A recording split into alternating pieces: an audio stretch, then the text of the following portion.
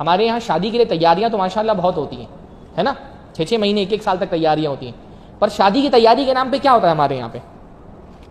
کیا شادی کی تیاری کے نام پہ ہم یہ کرتے ہیں کہ شادی کی تیاری کرنی ہے تو چلیے آج ہم صحیح بخاری میں کتاب النکاح کھول کر کے بیٹھیں گے اور پڑھیں گے کہ بھائی نکاح میں ایک شوہر کی کیا ذمہ داریاں ہوتی ہیں؟ ایسی تیاری ہوئی کبھی شادی کی دیکھی آپ نے؟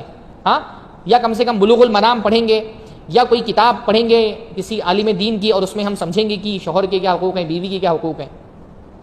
شادی کی تیاری کے نام پہ بس ایک دن جو نکاح کا فنکشن ہے نا، اس کی تیاری ہوتی ہے۔